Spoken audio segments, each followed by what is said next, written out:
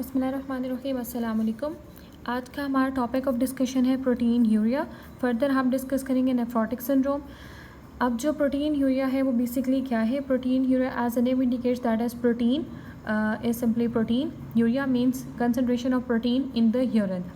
ठीक है, अब हम इसको डिफ़ाइन किस तरह करते हैं? नॉर्मली जो है यूरिन के अंदर small amount of protein appear हो रही होती है, लेकिन अगर जो प्रोटीन की कंसनट्रेशन है यूरिन के अंदर वो 150 मिलीग्राम से रेस कर जाए पर डे, तो हम उसको रेफ़र करते हैं कि जो हमारा पेशेंट है वो प्रोटीन यूरिया की तरफ मूव ऑन कर गया है। ठीक है, प्रोटीन यूरिया है क्या? प्रोटीन का लॉस है यूरिन के अंदर। अब प्रोटीन का लॉस यूरिन में क्यों होता है, किन वजह से होता है? वो या तो हमारे पास कोई ग्लोमेरुलर डिजीज़ है, या फिर हमारे पास ऐसा होता है कि बॉडी के अंदर प्रोटीन की ओवर प्रोडक्शन हो रही है, या फिर ये होता है कि हमारा जो एक्सक्रीटरी मैकेनिज़्म है प्रोटीन के लिए वो डैमेज है। इसके लिए हम एक पिक्चर देखते हैं कि हमारा प्रोटीन लॉस बेसिकली होता क्यों है। अब ये हमने एक अपनी जो है पिक्चर ड्रॉ कर ली, एक माइक्रोस्कोपिक से पिक्चर है ये। जो ग्लोमेरुलस होता है, हमें मालूम है ग्लोमेरुलस के अंदर क्या होता है कि हमारे पास एंडोथेलियल सेल्स होते हैं, ग्लोमेरुलर बेसिन मेम्ब्रेन होती है, पोडोसाइट्स होते हैं। तो ये जो एक इरेगुलर शेप सेल है ये बेसिकली पोडोसाइट है जो कि ग्लोमेरुलस के अंदर मौजूद है। जो पोडोसाइट होता है वो उसके जो फूड प्रोसेसेस होते हैं वो अटैच होते हैं ग्लोमेरुलर बेसमेंट मेम्ब्रेन के साथ, जैसे कि मैंने यहाँ पे ये मेंशन किया, ये वाला पूरा एरिया हमारे पास क्या रिप्रेजेंट करिए? Glomerular basement membrane. इसके अलावा जो ये नीचे वाली लेयर है, ये जो सेल्स हैं ये एंडोथेलियल सेल्स हैं। पोडोसाइट्स के मिड में भी हमारे पास गैप होता है, जो नॉर्मल एक स्मॉल सा गैप होता है। ठीक है, सम सब्सटेंसेस को ये अलाउ करता है to pass through it. Endothelial cells के दरमियान भी हमारे पास फेनेस्ट्रेशंस होते हैं, गैप होता है। ठीक है, ये जो ग्लोमेरुलर बेसिन मेम्ब्रेन है इसकी 3 लेयर्स होती हैं, lamina RERA externa, lamina densa जो मिडल लेयर होती है, लैमिना रेरा इंटरना। अब हम बात करें प्रोटीन यूरिया की। प्रोटीन यूरिया कब होता है? ये जो पोडोसाइट है इसकी हमें नज़र आ रही है कि एक इरेगुलर सी शेप है। अगर पोडोसाइट की ये जो इरेगुलर सी शेप है ये फ्लैट हो जाए, ठीक है, ये फ्लैट हो जाए तो क्या होगा कि इसके जो सब्सटेंसेस इसकी शेप की वजह से हिंडर हो रहे थे, पास आउट नहीं हो पा रहे थे, अब वो इजीली जो है ना ग्लोमेरुलर बेसिन मेम्ब्रेन को पास करेंगे और ये जो हमारे पास फेनेस्ट्रेशंस हैं इनसे मूव ऑन करके आ जाएंगे कैपिलरी ल्यूमेन के अंदर, यहाँ से अपेयर हो जाएंगे यूरिन में।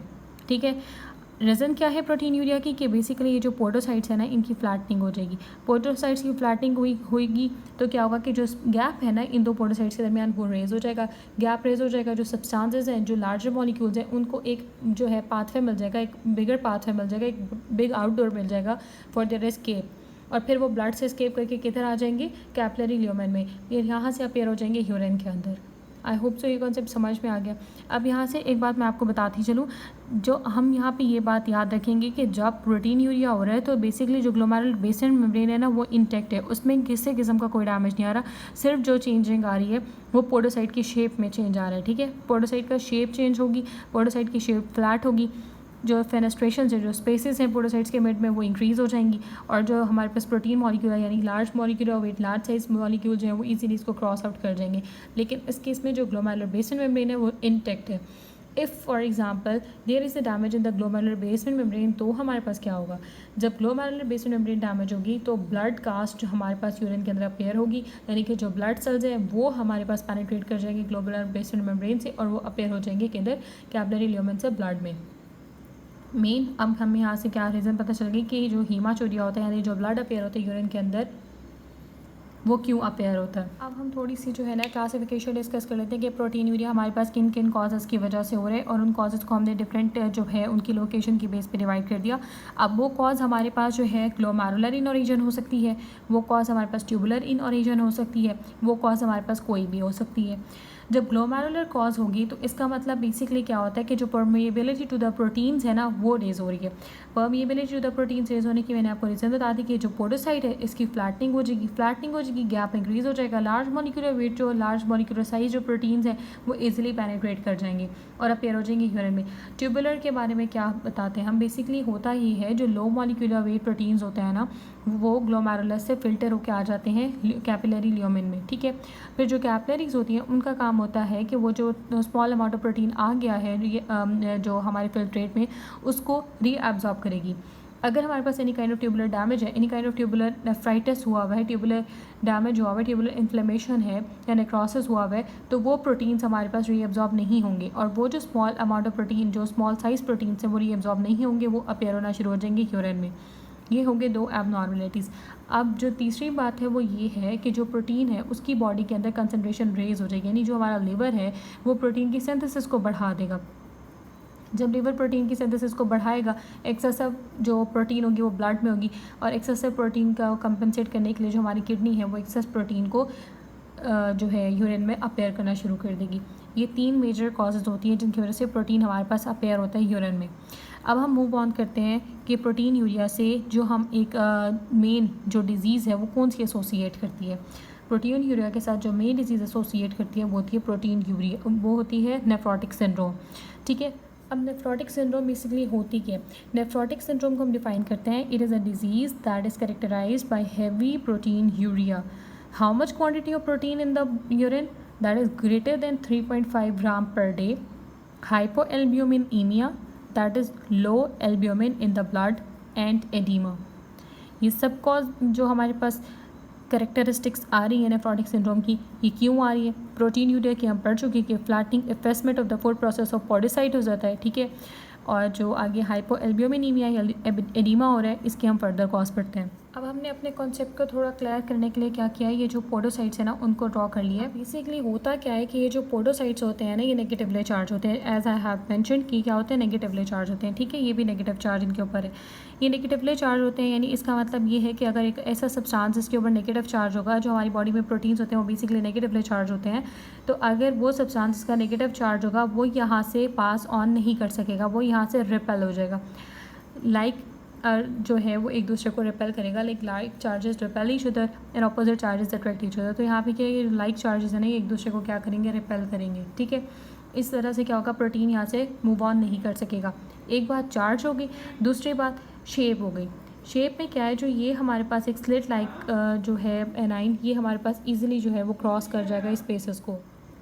लेकिन जब हम इस शेप ऑफ द सेल को देखेंगे, इस शेप को देखेंगे, तो ये शेप हमारे पास इस गैप में से इजीली मूव ऑन नहीं कर सकती। ठीक है, और अब जब बेस ऑन द चार्ज, ये जो एक हमारे पास न्यूट्रल मॉलिक्यूल है, अब जब हम बात करते हैं न्यूट्रलिटी की, तो न्यूट्रलिटी का मतलब ये होता है कि कोई चार्ज नहीं है तो उसके रास्ते में कोई हिंड्रेंस भी नहीं आएगी, लेकिन उसके ऊपर जो चीज़ इफेक्ट करेगी वो basically shape of that molecule होगी। अब ये जो मॉलिक्यूल है ये हमारे पास नेगेटिवली न्यूट्रल है। न्यूट्रल का मतलब ये है कि इसका नेगेटिव चार्ज से कोई रिलेशन नहीं है, ये इजीली मूव ऑन कर जाएगा कहाँ से, इस गैप से, जो स्लिट लाइक गैप है ना इन दो पोडोसाइट्स के दरमियान, इसमें से ईजिली मूव ऑन कर जाएगा। ठीक है, क्या क्या फैक्टर्स इफेक्ट हुए? साइज़ इफेक्ट हुआ, चार्ज इफेक्ट हुआ, और शेप इफेक्ट हुआ। साइज़ अगर बहुत बड़ा होगा तो भी पास ऑन नहीं होगा, चार्ज अगर सेम होगा तो भी पास ऑन नहीं होगा, और अगर शेप है वो हमारे जो है पोडोसाइट्स के फेवरेबल नहीं होगी, गैप के दरमियान जो इनके दरमियान गैप है उसके लिए फेवरेबल नहीं होगी, तो भी पास ऑन नहीं होंगे। अब हमारे पास एक कंडीशन आती है कि ये जो पोडोसाइट्स है ना, इनकी शेप होगी है चेंज। पहले ये इस तरह की शेप के थे, अब इनकी शेप होगी चेंज, ये थोड़े हो गए फ्लैट। ठीक है, अपनी नॉर्मल पोजीशन से फ्लैट हो गए। तो ये जो मॉलिक्यूल जिसको पहले यहाँ से पास ऑन करने में हिंड्रेंस थी इस गैप की वजह से कि ये गैप कम था, अब वो गैप बहुत ज़्यादा बढ़ गया है। ठीक है, फ्लैटिंग होगी ना पोडोसाइट्स की, तो ये गैप रेज हो गया। गैप रेज हो गया तो ये जो प्रोटीन था ये इजीली मूव ऑन करके आ गया किधर, कैपिलरी ल्यूमेन के अंदर।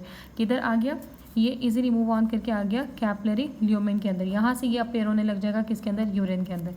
क्लियर, ये शेप चेंज बेसिकली क्या है, effacement of the foot process of podocytes हो गया।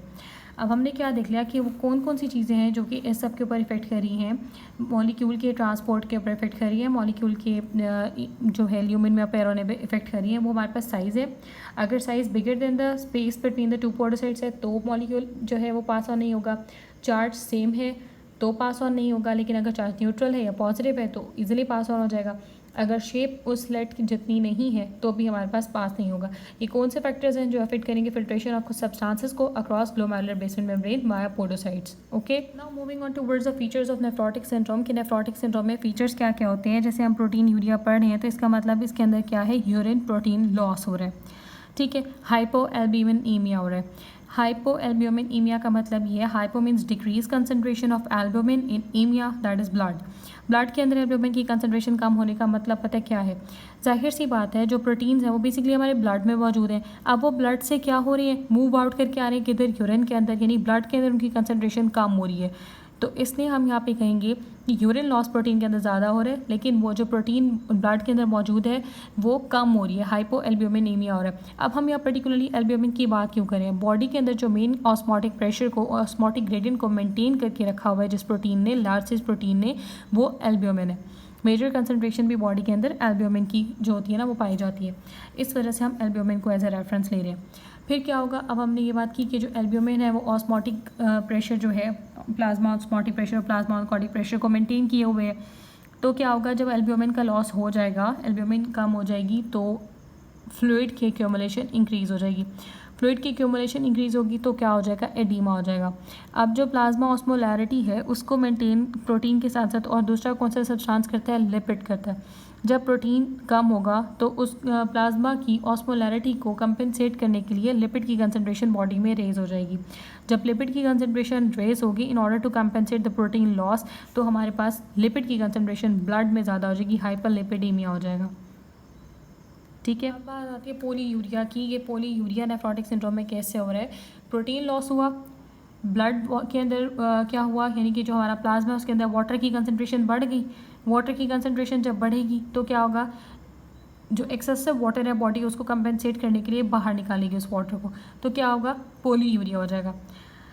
पोलीयूरिया का अब एक और वजह हम ये भी ले सकते हैं कि जो ल्यूमिन के अंदर, lumen of the capillaries of the kidney के अंदर, ट्यूबुलर ल्यूमिन के अंदर, ल्यूमिन की जो हम बात करें, ट्यूबुलर ल्यूमिन के अंदर अगर प्रोटीन की कंसंट्रेशन बढ़ जाती है, रेज हो जाती है, तो वहाँ पे जो प्रोटीन है वो एक्ट करेगा एज एन ऑस्मोटिक एजेंट। ठीक है। वो जो हमारी सराउंडिंग कैपिलरीज होंगी, ब्लड कैपिलरीज होंगी, उनके अंदर से वाटर को अपनी तरफ इम्बाइब करेगा। ठीक है। वाटर मूव ऑन करेगा from high concentration to low concentration gradient. जहाँ प्रोटीन एक्यूमुलेट है वहाँ पे लो कंसंट्रेशन ग्रेडियंट क्रिएट हो रहा है, तो वाटर मूव ऑन कर जाएगा from capillaries into the tubule lumen. Clear हो गया कि अब जो पोलीयूरिया हो रहा है वो क्यों हुआ? बात करते हैं हाइपर कोएगुलेबल स्टेट के बारे में। जितने भी हमारे प्रोटीन्स होते हैं, मोस्टली क्लॉटिंग फैक्टर्स होते हैं, वो मेड ऑफ प्रोटीन्स होते हैं। प्रोटीन लॉस हो रहे हैं यानी कोएगुलेटिंग फैक्टर्स जो हैं वो भी डिक्रीज़ हो रहे हैं, क्लॉटिंग फैक्टर्स भी डिक्रीज़ हो रहे हैं। इसके अलावा जो एंटी कोएगुलेशन फैक्टर्स हैं ना वो भी डिक्रीज़ हो रहे हैं। जब एंटी कोएगुलेशन फैक्टर्स डिक्रीज़ होंगे तो हमारे पास थ्रोम्बो एम्बोलिज्म के चांसेस रेज्ड हो जाएंगे, कि जो ब्लड है उसकी क्लॉटिंग के जो चांसेस हैं ना वो बढ़ जाएंगे। ठीक है। इसके साथ साथ जो प्रोटीन लॉस हो रहा है, इम्यूनोग्लोबुलिन एक हमारे पास इंपॉर्टेंट प्रोटीन है जो हमारी बॉडी में इम्यूनिटी में, एंटीबॉडीज़ की प्रोडक्शन में इन्वॉल्व है। तो जाहिर सी बात है जब प्रोटीन का लॉस होगा तो हमारे पास रेज चांसेस ऑफ इन्फेक्शन हो जाएंगे। अब हम बता देते हैं कि जो नेफ्रोटिक सिंड्रोम है ना वो यूजुअली इंडिकेट करती है किसको? ग्लोमेरुलर डिजीज़ को। ग्लोमेरुलर डिजीज़ भी वो डिजीज़ जिसमें एबनॉर्मल क्या होती है? ग्लोमेरुलर परमिएबिलिटी हो जाती है। अब हम देख लेते हैं कुछ ऐसे केसेस, लाइक अगर हमारे पास कोई पेशेंट है वो प्रेजेंट कर रहा है डिफरेंट केसेस में जिसमें उसके अंदर प्रोटीन यूरिया हो रहा है, उसके अंदर हाइपरलिपिडेमिया हो रहा है, हाइपोएल्ब्यूमिनेमिया हो रहा है, पोलीयूरिया हो रहा है, तो अब हम देखते हैं अगर उसकी जो प्रेजेंटेशन है वो फ्ल्यूमिनेंट है ना, तो हम उसका एज ग्रुप देख लेते हैं। अगर तो वो चाइल्ड है, less than 10 years of age है, 6 to 10 ईयर्स की उम्र में है, तो हम रेफ़र कर सकते हैं कि ये may be a patient of minimal change disease है।